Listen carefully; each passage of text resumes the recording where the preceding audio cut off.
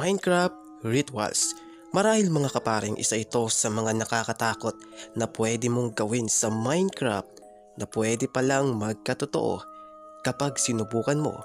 Kaya naman sa videong ito ay susubukan natin ang iba't ibang klase ng mga rituals na nababalot ng kababalaghan at titingnan natin kung ito ba ay magkakatotoo o ang mga rituals na ito ay may katotohanan o ang lahat ng ito ay pawang kasinungalingan at walang katotohanan.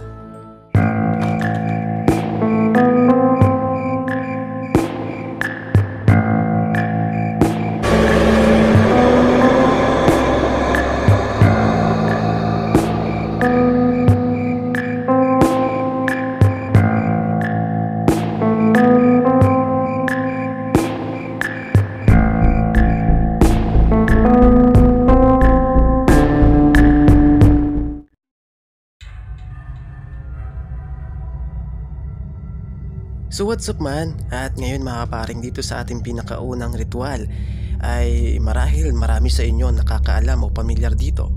So bago ang lahat mga kaparing, ito yung seed no.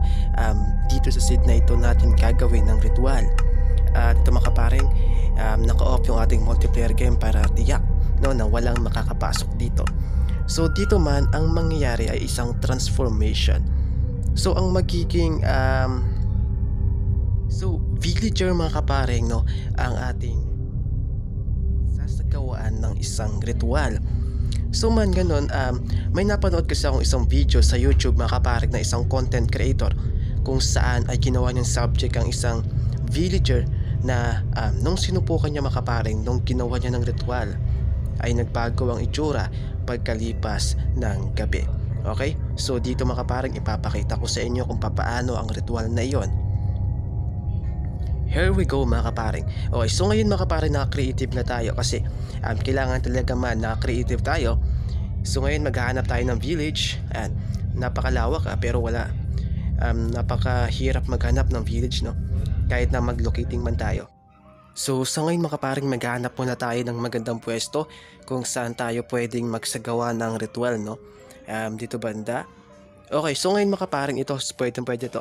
So ngayon man wala tayong mahanap na village at matatagalan pa tayo, kaya mag-i-spawn na lamang tayo ng isang villager at maglalagay tayo man ng bakod sa paligid nga nito.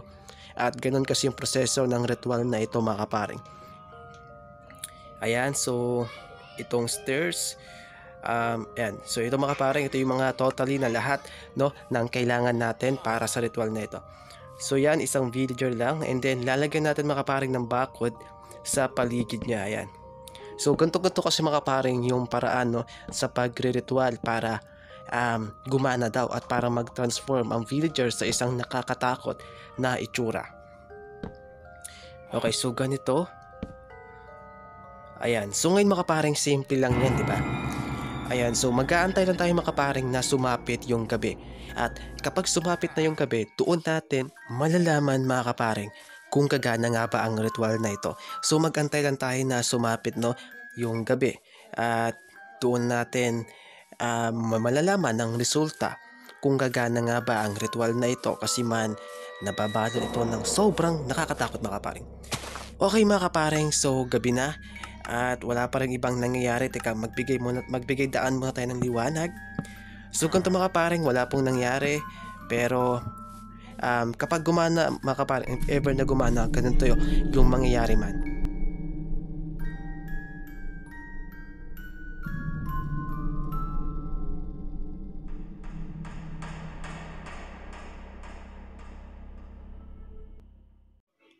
So ngayon mga kaparing, para sa ating katlong ritual ay hindi na bago sa atin si Entity 303. Isa nga ito mga kaparing sa kinakatakutang entity sa Minecraft. Okay, so ngayon mga kaparing, habang tayo ay nagtatype ng ating seed at habang inaantay natin na pag-generate ng ating mundo, at bago tayo magsimula no, sa ating ritual, ay ipapaliwanag ko muna sa inyo kung sino nga ba si Entity 303 sa mga hindi pa nakakaalam patungkol sa kanya. So mga kaparing, si Entity 303 ay ginawa ng isang dating empleyado ng Mojang na nagkamali lamang sa paraan ng pagpoprogram pero kaagad siyang tinanggal ni Notch.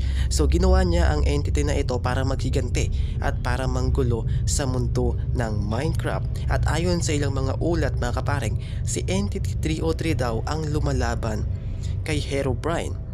So mayroon kasing iba't ibang version ng storya patungkol kay Entity 303. Pero ang isa sa pinakasikat mga kaparing na kwento patungkol sa kanya ay ginagawa niya ito para manggulo at maghiganti laban kay Notch. So ngayon mga kaparing, andito na nga tayo. Ang mga kailangan lamang natin mga kaparing para sa ritual na ito ay Soul Sand. Ayan, teka, search natin dito, Soul Sand. So kailangan natin to mga kaparing ha.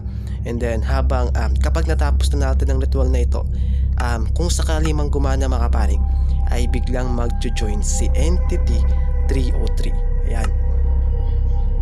So kailangan din natin mga kaparing ng flint. Ayan, kung makita nga ninyo obsidian, kailangan din natin. Teka, saan ba tayo pwedeng magsagawa ng ritual? Yung medyo malawak mga kaparing eh. Teka, dito saan ba pwede? Okay, dito lang banda mga kaparing, mas okay siguro dito. Ayun, medyo malawak to man. Sakto. So ngayon man, magbibilang lamang tayo. Isa.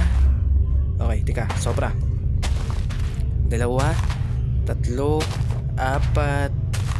5, 6. Okay. So, ang 6 mga kaparing ay numero ng demonyo. And then, so 7. 1, 2, 3, and 4, 5, 6, 7. Okay. So, ito naman mga kaparing ay numero ng Panginoong Jesucristo. So, nagkataon lang pa mga kaparing? Ewan ko. Kung nagkataon lamang ba na ang numero ng Panginoong Jesucristo at ang numero ng demonyo ay nagkasabay man.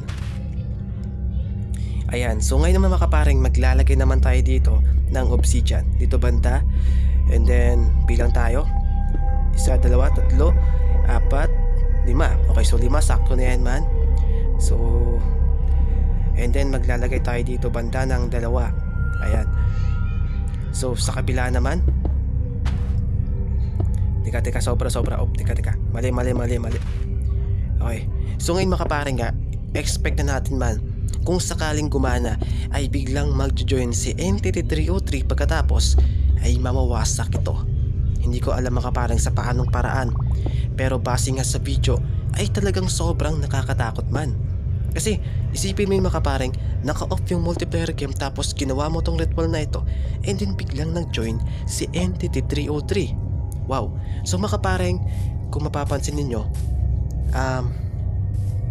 para siyang isang baliktad na krus, 'di ba? Mga kaparing, wow. Creepy man. So ngayon man, pagkatapos niyan, maglalagay tayo ng mga butas dito banda sa paligid. Ayan. Tapos lalagyan natin ng apoy sa paligid na yan mga kaparing, sa mga butas na yan. And then pagkatapos nga yan ay mag-aantay tayo na sumapit yung gabi at doon magpapakita, o kung sakali man mga kaparing kung gumana ang ritual na ito, ay doon mag-join si Entity 303 at pagkatapos ay mawawasak yung nasa paligid at bigla na lamang mga kaparing maglalaho tayong lahat. So man, ngayon gabi na. So maglagay tayo mga kaparing ng mga apoy dito banda sa paligid. Ayan, pagkatapos aantayin natin mga kaparing na mag-join si Entity 303 kung sakali man kung sakali lang. Pero mga kaparing, as usual, wala talaga. So ngayon mga kaparing, hanggang dito na lamang ang ating video.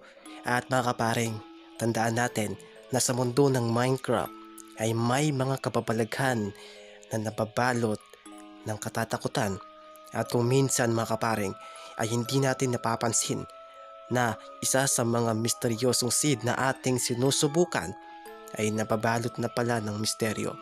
Okay, so ngayon mga kaparing, sa mga ritual na sinubukan natin na hindi gumana, asahan natin mga kaparing, asahan ninyo na sa mga next video natin ay gagawin natin yan katulad na lamang ng Entity 303 ritual. Asahan ninyo mga kaparing na susubukan natin yan sa mga susunod nating video at i-content natin nang sa ganun ay matuklasan natin lalo kung ang seed na yon o ang ritual ay may katotohanan. So maraming salamat mga kaparing sa panonood. God bless sa inyong lahat. Ingat.